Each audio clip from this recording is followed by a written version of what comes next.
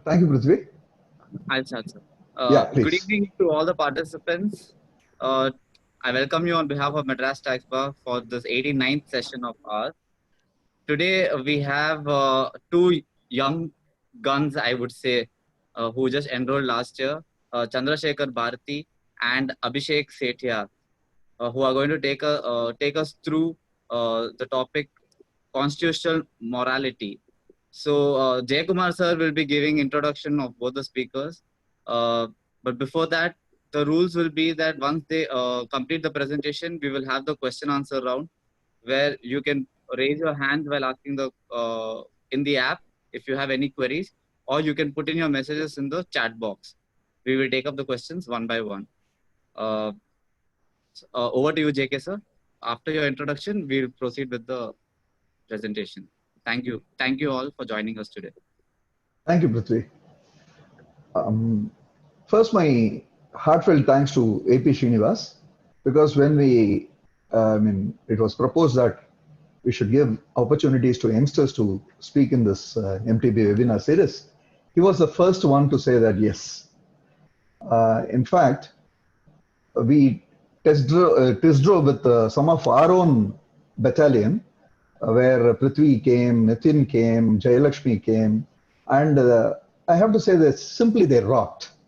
As Mr. Swaminathan said in a pre-session chat, he was saying that youngsters were doing wonderfully well than most of the seniors. He was saying that. It was absolutely true. It was a very rocking performance by the youngsters. First and foremost, I was very happy to see youngsters taking courage. See, you're not talking to an audience of public or trade or industry. You're talking to a constellation of kind of all intellectuals who are practitioners and who are in this trade and particularly into the tax profession for donkey's years. All are superstars. Among them, it takes an enormous courage to stand up and even to speak few words.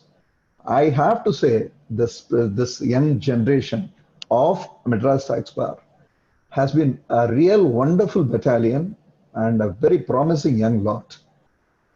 With this, when I asked APS that shall we invite two young stars, I would say, to speak on the subject, he was readily saying that yes, we have to do that.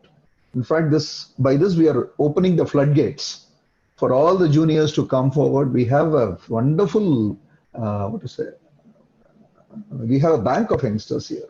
We have so many yet to come also. I think this will be another inspiration for all of them to come forward and do their lectures and the sessions henceforth. There was a very surprising part in this. When I approached Bharti and said, do you want to do a session in MTV? The next moment he said yes. And he also said that the other very interesting part is, when a topic was given to him, I asked him to suggest 3, 4 topics. Normally, if I had been in those my yesteryears, I would have chosen a subject where I know it will be very where I'm practicing, say returns. I would have taken a particular section of my practicing law. The first topic he suggested was constitutional morality. Most of the seniors would be, have to think twice or thrice to touch upon such a very, I would say, very, very novel topic. I have to confess, Bharti, that to me, this constitutional morality word itself, after you said only, I went and researched. I don't have shame in accepting that. It takes enormous audacity, I have to say that, to touch upon such a wonderful topic. And today we have two great youngsters who are going to be the future. One, Mr. Chandrasekhar Bharati, and his close pal and his they are saying that they are both are brothers. So many people told me that they are both are siblings. Mr. Abhishek, both graduated from Sastra University last year, and both are into active practice. Bharti is practicing in Senior Hola's office in Bangalore, and Abhishek is with additional government leader Uday Kumar's office right now. And I heartily welcome both of you to deliver a very, very wonderful, thought-provoking, a new novel topic, constitutional morality, to this august audience. Welcome, Bharti. Welcome, Abhishek. Over to you. I'll begin, sir. Yes, Mati. Yeah. So I would like to begin by thanking Jayakumar sir for this wonderful opportunity today. A sincere thank you to you, sir. I would also like to thank Senior Advocate C.S. Vaidyanathan sir for willing to discuss this topic with me on a very short notice for a brief amount of time. I would like to thank Shastra University, my Vice Chancellor Dr. Vaidya, for providing me with several opportunities on a silver platter across 5 years. All my professors who have molded me across 5 years, and most importantly, Professor Sanjit, for being the selfless mentor that he is for many of us till date, and Professor Madhavan for being a great friend and a true well-wisher, apart from being a great professor. Today's lecture, the research for it is a culmination of data points from several lectures on this subject by Senior Advocate C.S. Vaidyanathan sir, Gopal Subramaniam sir, and N. Venkatraman at various forums. I also came across the research paper written by Abhinav Chandrachud on this very topic.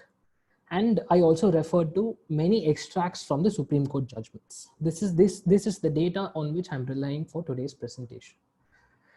Now, before we venture into the aspect of constitutional morality, we have to understand the term constitutional legality. Now, what does this term mean? A role of a court is to interpret the law. When it comes to the Constitution, how should they interpret it? Any interpretation of the Constitution in light of the provisions that are available in the Constitution becomes constitutional legality. Of course, in times of difficulty, the judges can always rely on the Constituent Assembly debates, the intent of the legislature, but all this only to give effect to the letter that is written in the articles of the Constitution. In short, this is the principle. Now let's move on to the topic at hand today, which is constitutional morality. I would like to place this concept in three broad buckets. The first being constitutional morality at an ideological level. The second bucket being constitutional morality at a conventional level as applied by the Supreme Court starting from 1951 till 2014. The third bucket being constitutional morality in the new avatar form that it has taken from 2014 to 2020. Now let me begin the first bucket, constitutional morality at an ideological level. While discussing this aspect, one has to remember George Grote. He was the first person to introduce this concept. He wrote volumes on the history of Greece. And in one of the volumes, he mentions this term. The context in which he used this term is very important. He says there existed a constitution in Greece and there were subjects under it. However, the scenario in the country was such that the citizens never respected the constitution. The aspect in which Grote defined constitutional morality is complete reverence and surrender to the constitution as the law of the land. Now proceeding further, Grote was also quoted in the United States Congress in a very similar scenario. There were protests that were happening in the country, and the purpose of the protest was that the citizens of United States wanted the courts to uphold laws that were blatantly unconstitutional because it was benefiting the public in various ways. Grote was quoted again in the US Congress, and the term constitutional morality was quoted in the context of complete surrender and reverence to the Constitution as the law of the land. Now, Grote also was quoted in our Constituent Assembly debates by Dr. Ambedkar in a different context. Ambedkar wanted forms of administration to be included in our Constitution. Debates were happening as to whether it should be done or not. Ambedkar said forms have to be included for only one purpose, that authorities constantly at all times function under the Constitution. They will respect the Constitution. In turn, the subjects of the Constitution will also start respecting the Constitution. To sum up this ideological level, constitutional morality as perceived by Grote Ambedkar means complete surrender and respect to the Constitution of the land. Now, with this premise, I would proceed to the second bucket, which is constitutional morality at a conventional level and how the Supreme Court has observed it. In the paper written by Abhinav Chandrachud, he defines constitutional morality to be the spirit, the conscience, or the essence of the Constitution, and a violation of the same can be a ground of constitutional challenge. He has defined it in this manner. Now, it's important to take a note of a couple of Supreme Court judgments starting from 1951. The first case I would cite is the case of Keshav Madhav Menon. The issue that was involved is whether laws that existed prior to the commencement of the Constitution, if violated, what will happen to the fundamental rights that are guaranteed to the citizens after the Constitution was adopted? In other words, whether fundamental rights had a prospective or retrospective application was the question of law. A ground of morality was raised, and it was argued by one of the counsels that a particular act offended the morality of the Constitution. The court holds that to gather the spirit of the Constitution, one has to look only at the language of the Constitution. The court further says, what one may believe or wish to be the spirit of the Constitution cannot prevail if the language of the Constitution does not approve of it. So therefore, constitutional morality, the court said, cannot be a ground for constitutional challenge. Moving on to the second case in 1952, State of Bihar versus Kameshwar Singh. The parliament enacted a law that abolished zamindari systems. Now, this was challenged again on the concept of constitutional morality violation. The court again held that a prohibition or an implied prohibition cannot be derived from the spirit of the Constitution unless the letter of the Constitution permits it. So therefore, again, court said constitutional morality cannot be a ground for challenge. Moving on, the third case, the bonds case in R.K. Garg versus Union of India. The court the president passed an ordinance under Article 123, providing certain privileges and benefits to the persons having bearer bonds. Now, again, a ground of immorality was challenged.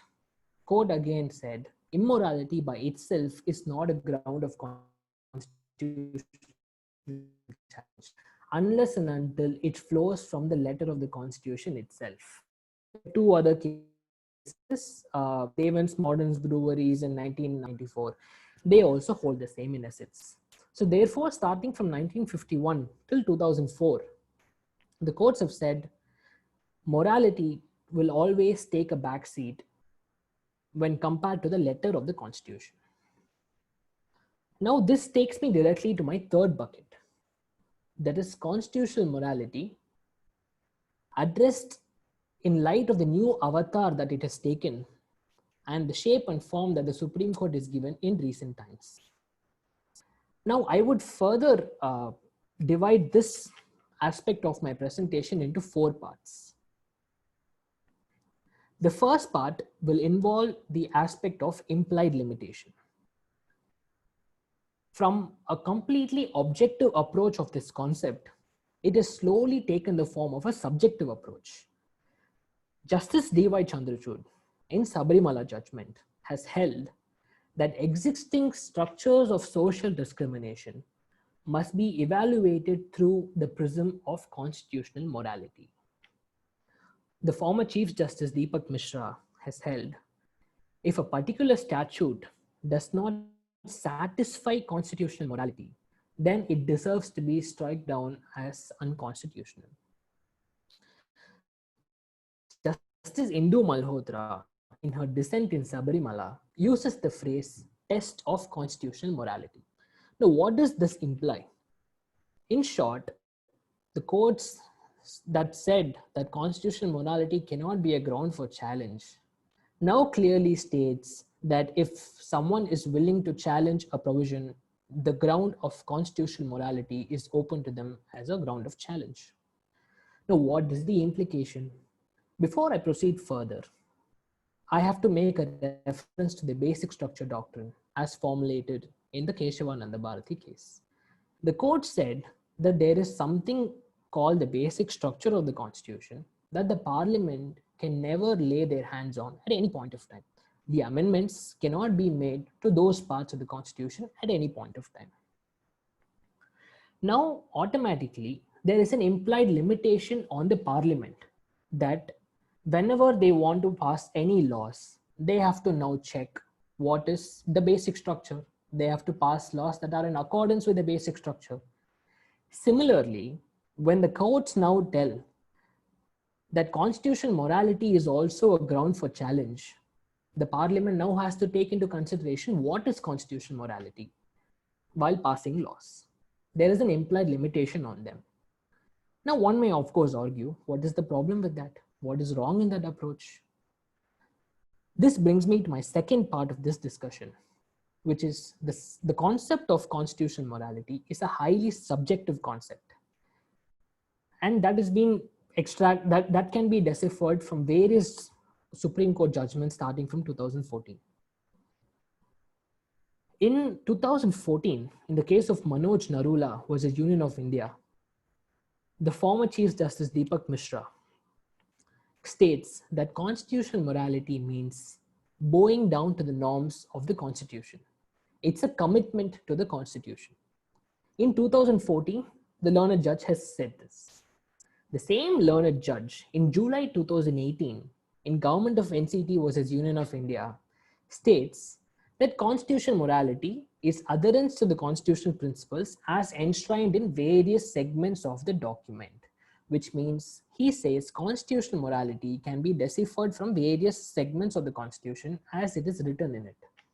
The same learned judge in September 2018 in the Navdej Singh Johar judgment, he proceeds to say that constitutional morality is not mere observances of the core principles of the Constitution.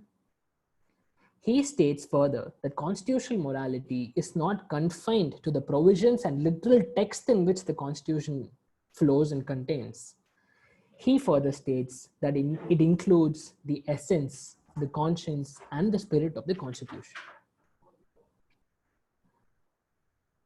Now, what is the implication of this? One learned judge of the Supreme Court, being the former Chief Justice of India, perceives this concept in different contexts at various points of time. Now, if this is the scenario in which it is presented to the parliament to pass laws, how will they perceive constitutional morality to be is the key question to be answered. This clearly proves that constitutional morality at a definition level is a highly subjective aspect. Now, one may of course argue again that there exists the doctrine of arbitrariness as formulated by E.P. Royappa case. There exists the manifest arbitrariness as formulated by the Shaira Banu case. There is the basic structure doctrine as formulated in Keshavananda Bharati. All of these are court imported doctrines. All of these are doctrines, contents in which are poured later as and when times are required. Now, why can't constitutional morality be treated as yet another doctrine that the courts have formulated, the contents of which will be discovered as and when time demands? The answer to the question is this. In all those doctrines, what the concept meant was never a doubt before the Supreme Court. The court was always sure of what arbitrariness meant.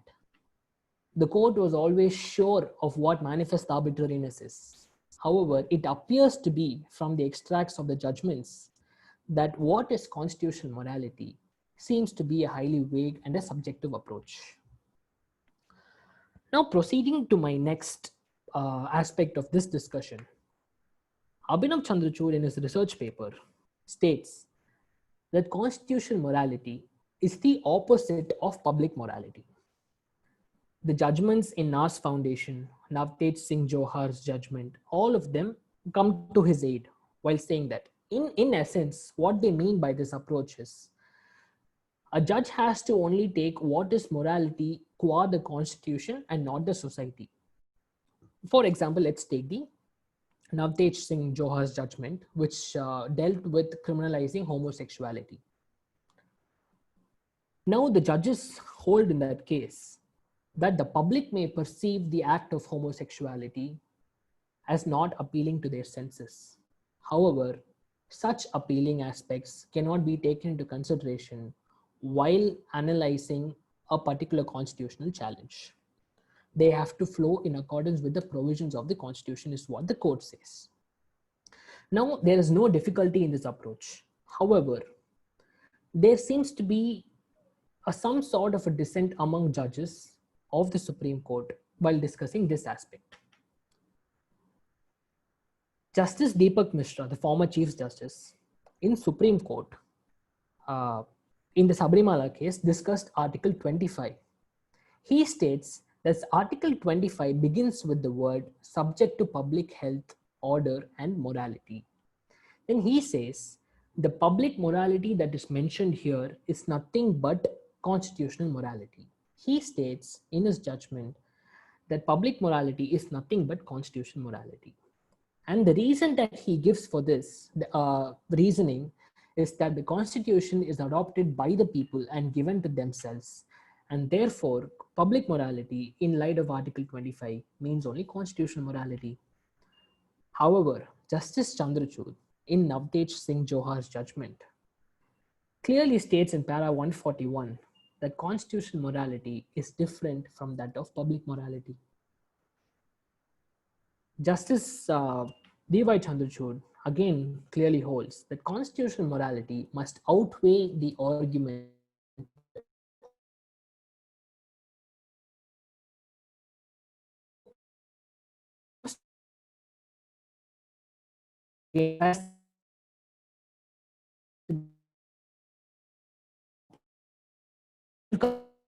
aspect of constitutional morality.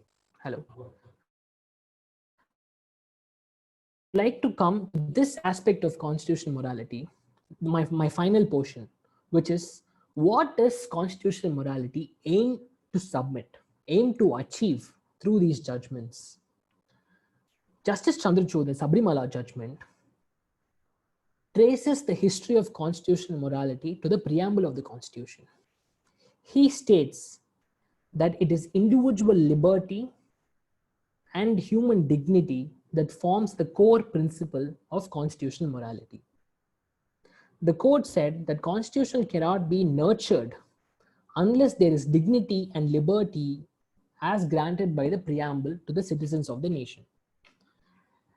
Now, the courts paint a picture that constitutional morality is nothing but individual liberty and human dignity of a citizen. Now, interestingly, I would like to make a mention to the Puttaswamy versus Union of India judgment, the 9-bench judgment. The subject before the court in that case was whether the right to privacy can be considered to be a fundamental right or not. The entire judgment is a treatise on individual liberty and human dignity. The interesting point to be noted is the word constitutional morality does not form part of that judgment even once. The word has not been used in that particular judgment even once. Therefore, why has the court repeatedly used the phrase in the other set of judgments, the Sabarimala judgment, the 377 judgment, the Joseph Shine judgment dealing with adultery? All of them are containing pages running continuously on the subject of constitutional morality. The key question is why? The court in all these cases commonly struck down something as unconstitutional. While doing so, the reasoning behind such striking down of an act traces back to Article 14. they say it violates Article 14's core principles. Then what does constitutional morality do? The courts use Article 14 to strike down and use constitutional morality to grant rights. Let me quote an example. Justice Chandrachud in Navtej quotes, constitutional morality requires this court to issue a declaration that LGBT individuals are equal citizens of India. They use Article 14 to strike down Section 377 of the IPC and use constitutional morality to give a constitutional sanction to the right that is granted to the citizen. Similarly, in the Sabrimala judgment, Justice D.Y. Chandrachud holds, constitutional morality will supersede any tradition or culture. Justice Chandrachud again in Joseph Shine holds constitutional morality grants women her sexual agency. I would like to repeat at this juncture again that the courts have used Article 14 to strike down a point and used constitutional morality to grant a right. Again, the key question is, if individual liberty is the core principle of constitutional morality, why has it not formed part of the 9-bench right to privacy judgment in Puttaswamy? Is an important aspect to be discovered. It appears that this concept is used to place individuals above society. Individuals above.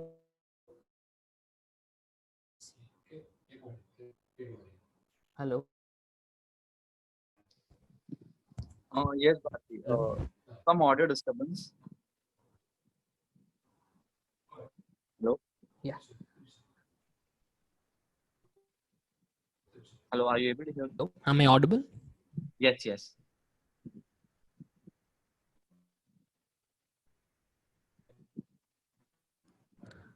Yeah. Bharti, are you able to hear me? So I would like to just repeat my last aspect just for the purpose of continuity. Yeah, I'm able to hear you. Yeah, I would like to just repeat the. Yes, your audio is just getting stuck. You can just continue with your last aspect.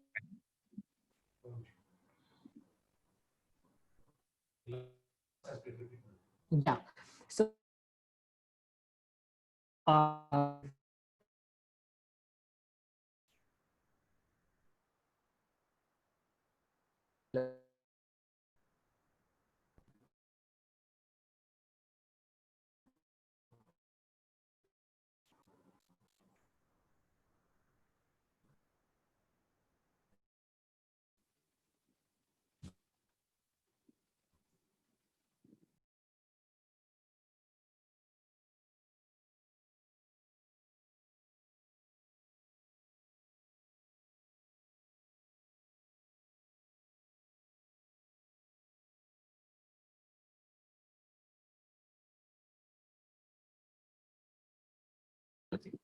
Yeah, thank you. I would like to revisit my last portion of my presentation. When individual liberty and human dignity is the core principles of constitutional morality, then why has it not formed part of a judgment consisting of 9 judges of the Honorable Supreme Court,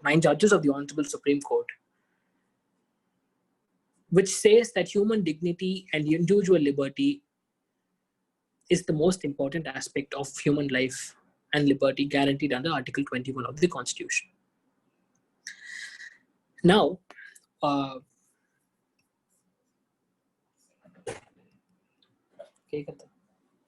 yeah. Hello, am I audible? I'm not able to get any connectivity. Yes, you're audible.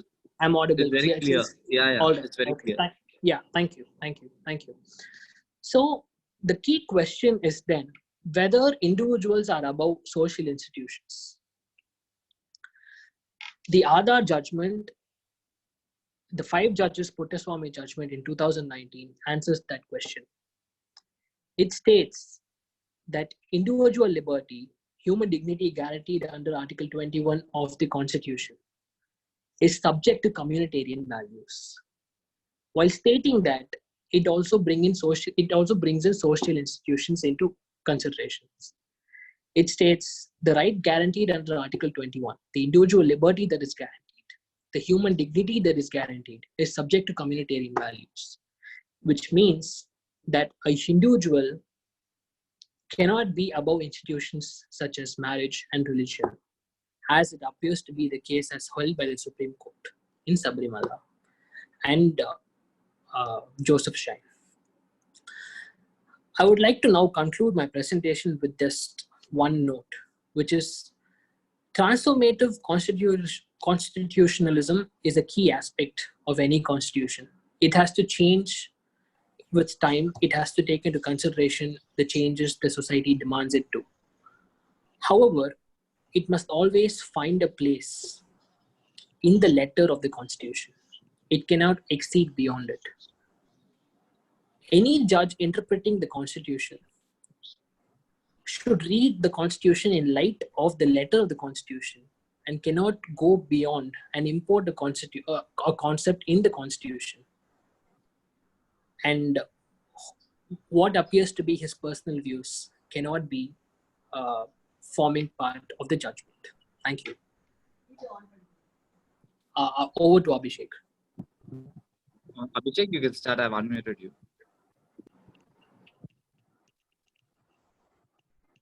Yeah, I'm going to start. At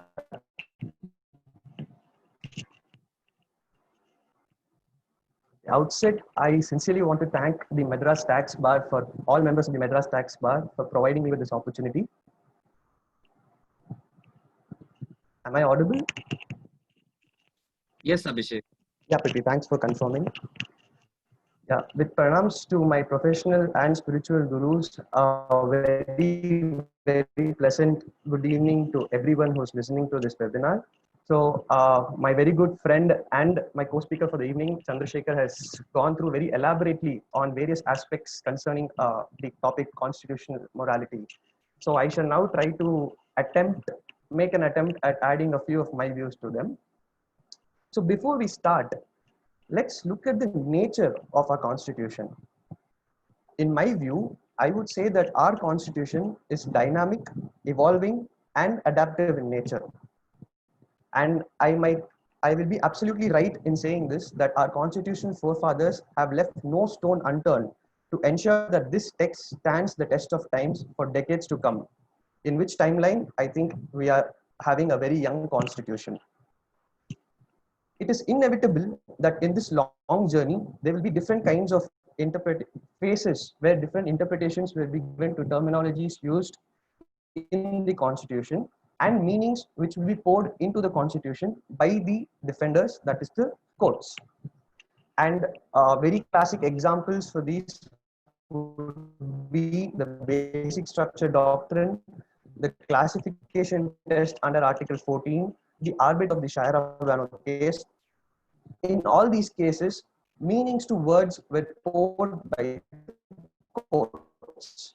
So now let us walk through a journey along with constitutional morality from day one, when it was first brought into the Constitutional Assembly debates by Dr. B.R. Ambedkar in 1948. Thereafter, what happened was constitutional morality was only used as a passive reference in different judgments, hardly probably once or twice in a decade. Moving there into, that was earlier in the 20th century. And now in the second decade of the 21st century, we see a striking rise into the by courts while referring into constitutional moralities. So this clearly shows us the nature of our constitution, which says that it is evolving with time, and as the society is changing and the nature of social connections in the country are changing, constitution is still having the base which is required to answer to and provide to the rights of the citizens. And with making the reference to the past judgments, I would like to cite just a couple of them from the 20th centuries. First of which is the famous Judges Transfers case, which is S.P. Gupta versus Union of India in 1981, wherein Justice Venkataramaya makes a passive reference to constitutional morality as violation to any constitutional convention would amount to violation to constitutional morality.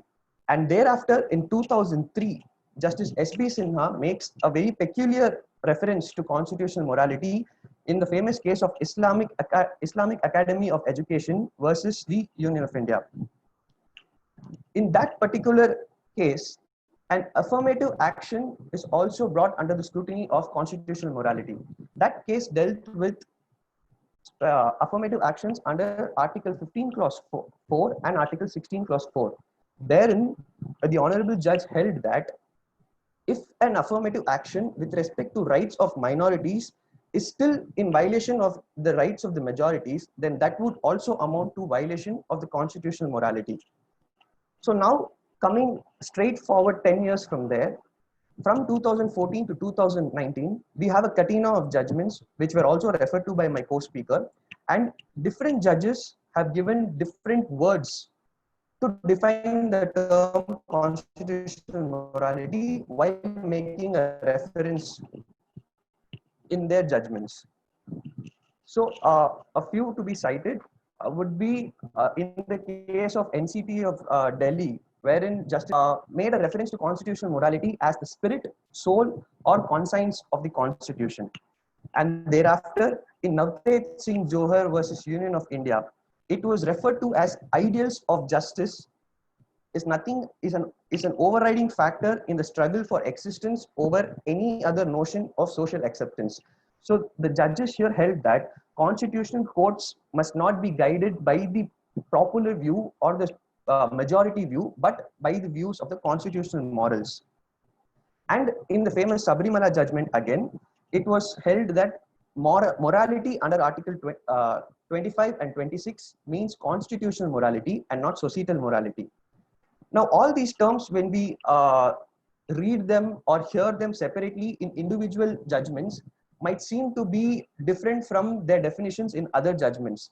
But here we need to consider that they were all referred to by the honorable judges based on the context in which that particular judgment was passed. So if we are to take all of these terms and put them in a converging funnel, I would say that constitutional morality will boil down to four basic elements, which would be justice, vis-a-vis rule of law and procedure established by law. Second, liberty, vis-a-vis individual liberty and freedom of speech and expression. Thirdly, equality, vis-a-vis social justice. And lastly, fraternity. So if we look at this particular definition of constitutional morality, an essence of all these elements would be found commonly in all judgments, starting from the Kesavananda Bharati's judgment in 1973 to 2019.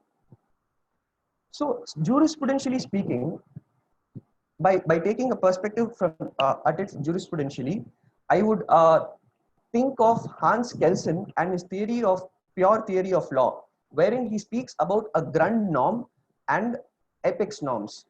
So I would treat constitutional morality on par with basic structure, or rather as a subset to basic structure, which will be a grund norm, finding its essence in different articles and different parts of the constitution, where they all refer to this particular spirit, that is the soul and conscience of constitution. Honorable judges in several judgments, societal beliefs or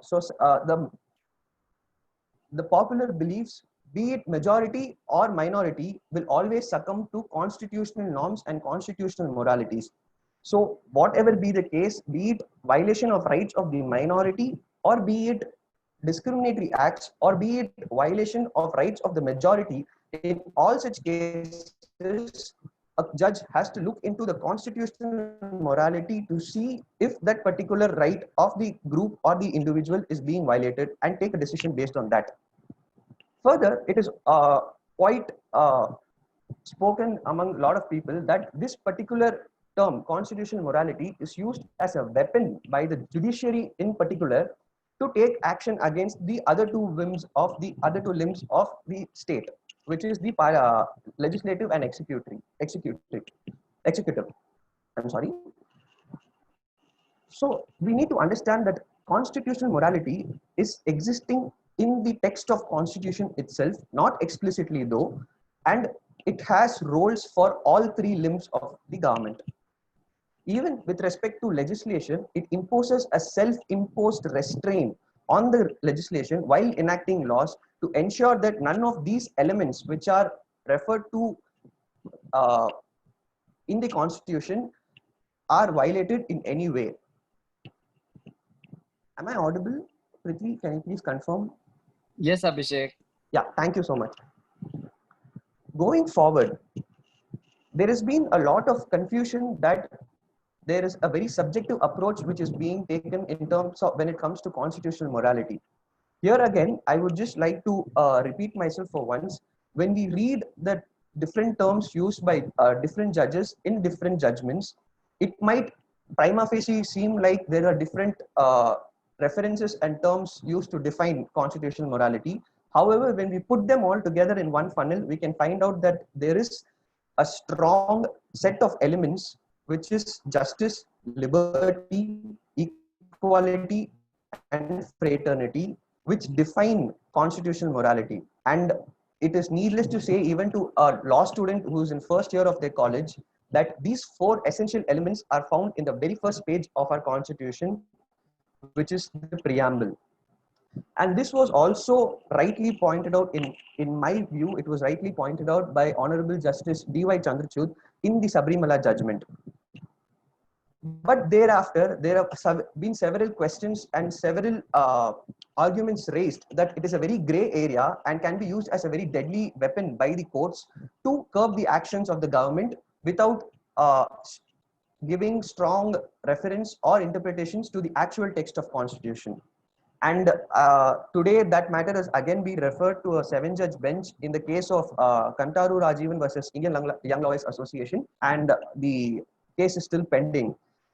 However, in my humble opinion, I would say that the core elements for the Honorable Constitution Bench to be considered in this particular case will now boil down to a very single point, which will be a fulcrum of this decision, which would be just to see whether the words used in the preamble will stand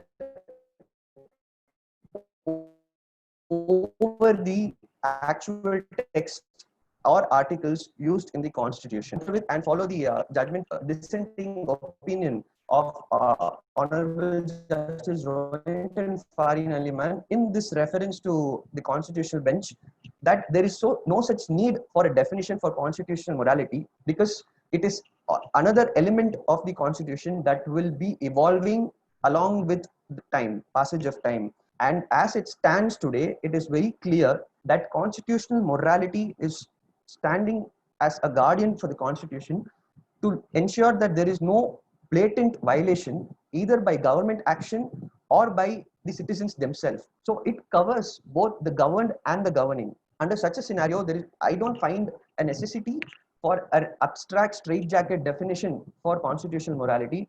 And in fact, it is even better if courts interpret this particular term with the requirement and necessities of that particular time as we go forward. And so to conclude my presentation in a nutshell, I would say that our constitution is both dynamic and evolving, and this particular term, constitutional morality, has been existing since day one in the constitution. And since I would also like to quote Dr. B.R. Ambedkar, and while he as he submitted before the Constituent Assembly, that India, though was declared a democracy, democracy was merely just a top dressing for the actual Indian soil, which was undemocratic at that moment when the constitution was adopted by us. However, today, 70 plus years later, the situation is quite different. And therefore, the constitutional morality, which was merely used as a passive reference by the then social scenario, has now changed and come forward to a present day scenario where the reference to constitutional morality and its need and application has raised on a straightforward graph in terms of timeline. So I would partly agree with Honorable our Advocate General, our Attorney General, Shri K.K. Venugopal sir, when he actually said that constitutional morality is a deadly weapon in the hands of the judges. I would partly agree with Sir in saying that it is a deadly weapon. However, in my affirmative opinion of constitutional morality, I would say that it is a deadly weapon in the hands of the defenders of constitution, and we can only hope for it to protect the rights of the citizens. On that note, I would like to conclude my talk and once again thank every member of Madras Tax Bar for giving me this opportunity. It was a pleasure. Thank you, Abhishek. And I must say, both of you have done exceedingly well. So now the floor is open for all the participants to put in your questions either in the chat box, or if you want to ask the questions, you can raise your hands in the app. We will take up the questions one by one. I think the first question Arvind wanted to ask. I'll just unmute him. Okay, Arvind? I'm audible. Yes, sir. So I'd like to start by thanking the speakers. I think I personally learned a lot and got a lot of insight on what constitutional morality is. I think my question can be taken by either of the speakers. Abhishek concluded by saying that there is a chance of judicial overreach in such matters. So, and Bharti, when he spoke, he said that there is no definition of constitutional morality. So, according to you, where do you think can there be a balance of these two concepts? One being judicial overreach and the fact that it has not been defined in the Constitution. Can I answer, Abhishek? Yes, please. Yeah. Yeah. So, I mean, here's what I think the whole concept at a definition level should be. The courts should restrict themselves to what is available for interpretation. The court should always not exceed beyond it. So therefore, what I'm trying to say is what the judges perceive cannot be clad in the doctrine of constitutional morality. And if existing principles of the Constitution that are well known to us, for example, the rule of law, separation of powers, if arbitrariness, if all these principles are combined in one bucket called constitutional morality, there is absolutely no problem. However, if the courts go beyond what the Constitution says and bring in and import any aspect in the name of constitutional morality, there appears to be a judicial overreach. This is how I would balance it. To add to what Bharati just said, I would actually place it on the neither extremes. I would call it judicial activism rather than judicial overreach. This is so separation of powers and rule of law. All of this has already been decided by the 13-judge bench in Kesavananda Bharati's case, and the basic structure doctrine is now settled. The question now arises is, in cases of particular violations of rights, in terms of individual liberty, or say in terms of social justice, so how do the courts interpret and rule in favor of, or otherwise, rule based on the doctrines? I'm sorry, I'm again losing connection. No, we are able to hear you, Abhishek. Go on. Abhishek? Am I audible? I'm not able to hear. Yes, you are audible. Are you able to hear us?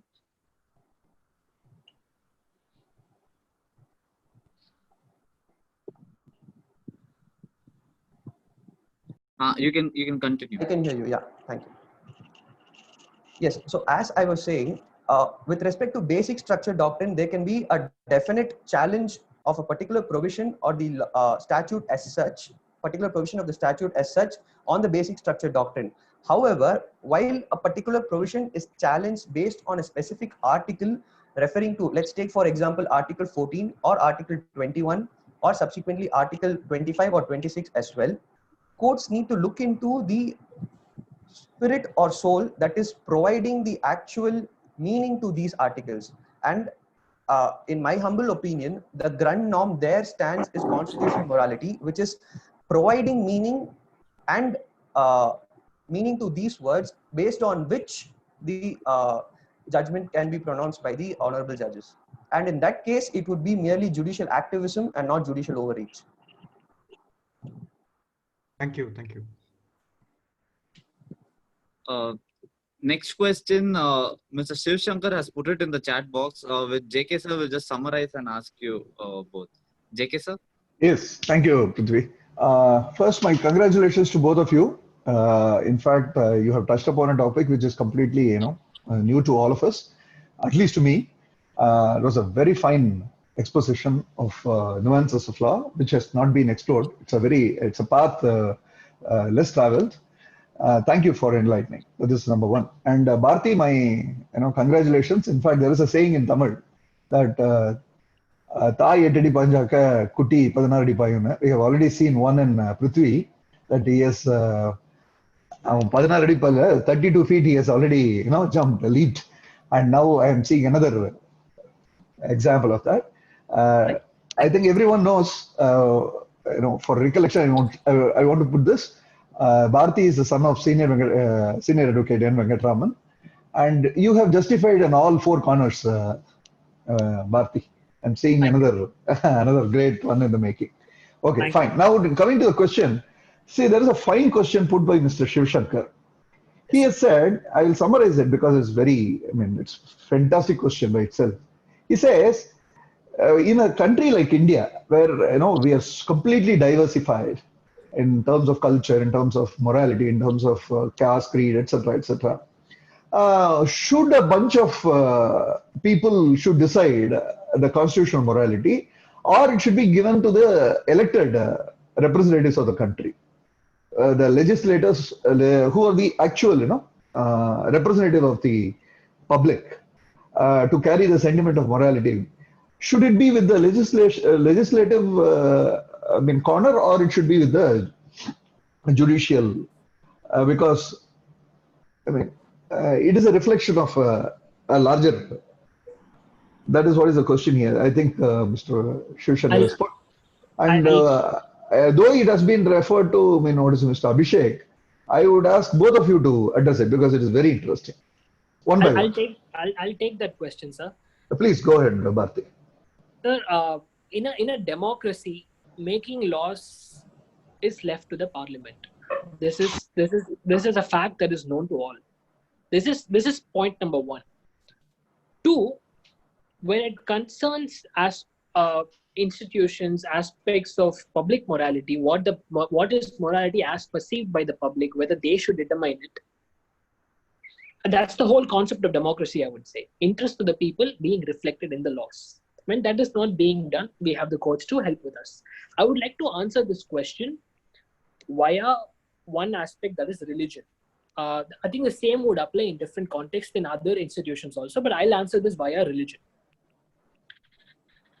What is morality concerning the context of a religion is protected by the essential practices test by the Supreme Court.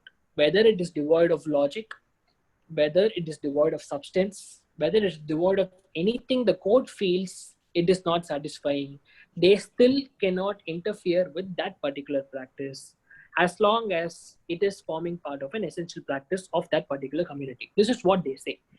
So this is finding a balance to uphold morality of the public qua legislations. I think if this balance is being sought in other aspects and other institutions, the same would apply anywhere. That would be a perfect balance, sir. This is how I would approach this question. And you, Abhishek, your views on this?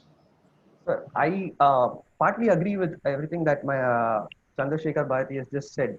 But more importantly, what needs to be seen is the duty of the courts is to interpret the law. And when there are certain specific terms which have been used over a period of time, and there is uncertainty about what exactly that means, interpretation of that is strictly left to the judiciary. And unless the parliament comes up with a particular enactment or some particular amendment wherein they are making a definition, that could be one scenario where the other limb of the democracy can also define the term. However, that again will end up coming back only to the last limb, which is the judiciary, because it also has to stand the test of the basic structure. So in my opinion, when it comes to defining law or declaring, rather interpreting a law, that should be left to the judiciary. Oh, fine. Thank you, Abhishek. Thank you, Bharti. And any other questions can be So raised? actually, Arvind wanted to continue with one more question, but I jumped on to the next one. Okay, okay. Please go ahead. Arvind, Thank you, Prithvi. I'm sorry, Arvind. I didn't realize that time. No, no, no Please. problem. Thank you, Prithvi. My question is a follow-up to the answer of Chandrasekhar Bharti for my previous question. So he had in fact referred to the Sabarimala judgment while addressing the talk. In the Sabarimala judgment, Justice Chandrachud says that the Indian constitution has a transformative character. So when you say that a judge's interpretation should be restricted, and Article 142 says decisions of the Supreme Court will be the law of the land, would it ultimately not sit in the hands of a judge to decide whether or not something fits into the four corners of what they perceive as constitutional morality? No, I would completely agree with your approach. I would like to add just one point to it. It is a law of the land. It is up to their perception. That's what my concluding point of my presentation said. Only one thing: a judge may adopt any manner in interpreting the constitution as long as it can find the language of the article supports that interpretation. That is my only point. So if constitutional morality cannot be inferred from the language, then it seems to be a bit of a concern. That's my only concern. Okay, that's well taken. Thank you. Otherwise, I completely agree with your question, Arvind. I completely agree with you. Well taken. Thank you, Chandrasekhar. Thanks, Arvind. Thank you. So guys, Bharti, that was a very impressive answer. I have Yeah. to, that was a very good answer. Thank you, sir. Thank you. Thank you, Bharti. So And Abhishek, I just want to, in your lecture, you were saying that our constitution, on the one hand, you said that our constitution forefathers have never left any stones unturned. And you also said it is very dynamic and evolving. And I think our constitution should have had the highest number of amendments. We had around 104 till date. In January, we had 2020. Yes. Do you think, which is your stand? Is it no stones unturned, it was a perfect cast on stone made by our forefathers, or it is a very dynamic, evolving, adaptive law, constitution of the world? What is your take on that? I would still say ours is a very adaptive constitution of the world. The reason behind that would be that the very nature that amendments are allowed, as and when, depending on the needs of the time, itself says that the document is ready to make those necessary changes and adapt itself to the particular changes or need of that time. And that provision was also given by our forefathers in the constitution itself. So in that light, I would still stand by my in the same position, saying that it's the most adaptive document in the world. Well taken. Well taken. Thank you. Over to you, Prithvi. Yes, sir. Thank you. So Abhishek and Chandrasekhar, there are like 2-3 questions in the chat box. First, we will take up the question of Aryan. Okay. So he puts up saying, when we refer to the Indian constitution as dynamic and evolving, it is not the responsibility of the honorable judges to interpret the constitution rather than restrict their interpretation to external sources. So what's your take on this? I think Abhishek, if you can deal with that first, and then Chandrasekhar can take it. Yes. So that's a very interesting question. So the constitution is by default, in my opinion, dynamic and adaptive. So, but the terms and the words used in the articles are very limited, though their interpretation are extremely expansive. Therefore, it is just merely doctrines clarifying the meanings of the words already given in the text. In that light, I would say that there is no importing of new terms in the constitution, rather just clarification of the already existing terms which are defined in the articles. All right. I have nothing to add with respect to that. I'll completely accept with Abhishek's answer.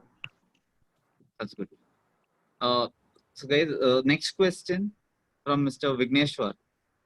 Yeah. So the question is, it has taken years after Keswananda Bharati judgment to come to a conclusion saying, I quote, "This is what forms basic structure of the constitution," I unquote.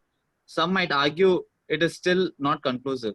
When this is the case, why should we dismiss the concept of constitutional morality so early in its development over a few judgments, especially when the concept places individual liberty at its heart and constitution keep transforming next year?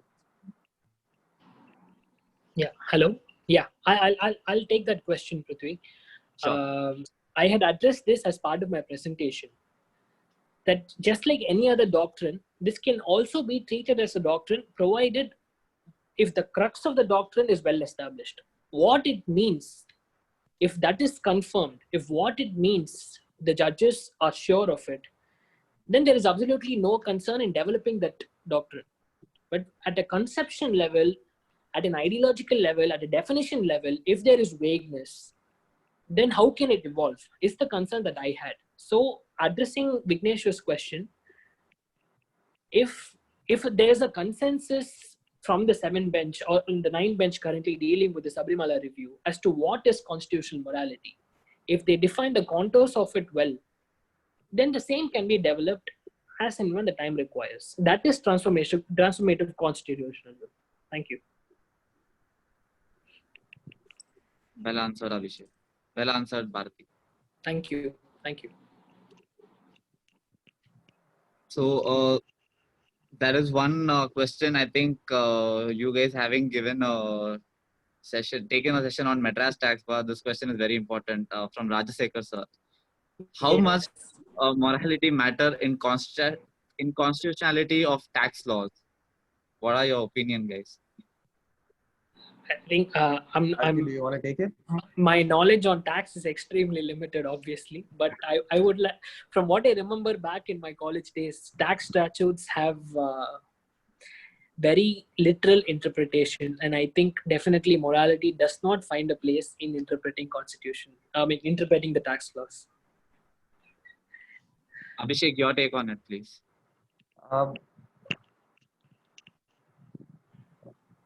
I think I don't have much to add on at the moment, but I will definitely try to get back to Rajsekhar sir once I get a stronger answer with more knowledge in the subject. Sure. Thank you, guys. Shivshankar sir, just to add on with his earlier question, he writes, I agree that court's verdict must hold water when put under the basic structure test. However, since the grounds for interpretation is morality, which is subjective, and not any other rules of interpretation, which is objective, don't you think that by default any verdict would pass the basic structure test, since morality is synonymous to constitutional morality and therefore results in judicial outreach? That's a question too. That's a question. That's a follow-up You question can to take it you. if you want to, Balaji. Yeah, I mean, let me just read the question once again. I'm sorry. Yes. You want me to put it again in the chat box? No. I'm reading it. All right.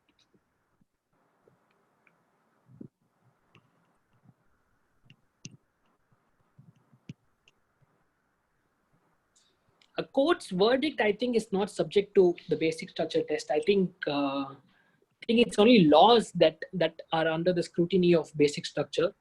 So I'm if any more clarity can be provided on the question, I think I'll take it further, because it says court's verdict must hold water when put under the basic structure test. I think it's Okay, the laws that are put under the basic structure test, not the court's verdict. I'll unmute Mr. Shivshankar itself. Okay, Mr. hi. So Shivshankar? no, yeah. So what Abhishek said was that when a court gives out a verdict, as long as the prevailing verdict does not violate the basic structure test with respect to whatever law is prevailing, then that particular verdict is a result of judicial activism and not judicial outreach. However, since morality is something, sorry. Yeah, so since morality is again synonymous to constitutional morality, as said by Dr. Chandrachud, any reasoning that is given under morality cannot be argued against, because morality, like I said, is perspective, unlike any other rules of interpretation. Therefore, don't you think that leaving out the question of who decides matters with respect to morality is something that is judicial outreach and not judicial activism? I mean, I would actually agree with you. I think that is not against any part of my presentation. I would completely side with your question. Yeah, no, I meant that question for Mr. Abhishek. Abhishek, yeah. Yeah, thank you for the question, Shiv. Again, just to say, I think this particular question is quite well answered in the Sabrimala judgment itself, where the reference is made by Dr. Justice D.Y. Chandrachud. So he says that when the question of morality comes in, what you need to look at is where are those rights and whose rights are being infringed. So the elements of constitutional morality, as I laid down in my presentation. So if you find out that there is some infringement or direct attack on the said listed out rights, then in such a case, that is the morality specified in constitution, which amounts to constitutional morality, and you make your verdict is dependent on that. Right. Thank you. So before we conclude the session, one last question from Revant Ashok. I'll read it for you guys. You guys can also have a look in the chat box. Yeah, I've opened. Yeah. What is the need for the doctrine of constitutional morality? Basic structure was brought in to restrict the government in whittling down court's power and hold some parts of the constitution to be beyond amendment. What does constitutional morality aim to do differently? Yeah, I'll take that question. What it so far aims to do is, it is not only the text that matters. The courts can look beyond the text and hold something. This is one part. Second, whatever they perceive to be beyond the constitution forms part of constitutional morality. The courts say can be a ground for striking down a challenge. For example, in the prayer in the Sabrimala judgment, so many petitioners have said this is so and so is violative of constitutional morality. So and so is violative of constitutional morality. So now that has become a ground of challenge. This is what constitutional morality aims to do. I infer this completely from the judgments of the Supreme Court. Yes. So one last question from JK. I'll unmute him, and then we can move to AP conclusion. JK sir? Yes, thanks, Prithvi. To both the speakers, I just want to know whether any other country or a state has this constitutional morality incorporated in its constitution by letter and spirit, or we are talking only about an Indian constitution right now. And why my question is, I'll say, morality has a very, I don't know whether it can be brought under contours, because it also evolves. Morality on a 1960s morality and 2020 morality could be completely redefined with perspective. So that being so, with an evolving, this is also a very dynamic, evolving morality is another subject which is completely based on a perspective, and it differs country to country, and India is a country of countries. And that being so, my first question is whether there is any other constitution in the world has this component or this constitutional morality incorporated in it, number one. Two, with the changing or the evolving possibilities, how is it possible? I'm afraid, and I'm the same page with Arvind, that it is very, very vulnerable to become an outreach very often rather than an activism.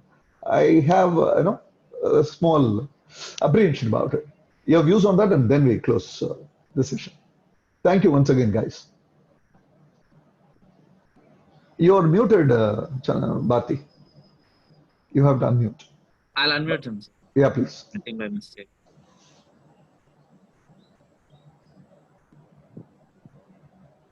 Yeah, am I audible, sir? Right now, yes. Please Yeah. go ahead. So while I was researching for this presentation, I did come across the term being used in USA, Britain, uh, the African Constitution, Middle East, China, but all of them use it not in the context in which the Supreme Court perceives constitutional morality to be. They use it in two contexts. One is, as Ambedkar perceived and Grote perceived, as a respect to the Constitution. Two, morality is what is prevailing in the public morality. For example, laws may permit liquor trade to happen, but it may still be against the moral of the public. So it is only in those contexts in which the word morality finds place in the constitutions that I came across for this research. But I can obviously read on it and get back to you about it a bit more later. Thank you, Bharti. And what about Abhishek? You want to add anything? Or Yes, sir. So I feel the interpretations given by the Indian Supreme Court for the country as such, India is unique, and like you said, sir, it's a country of countries. So the perception given to morality in India definitely has to be different from other countries.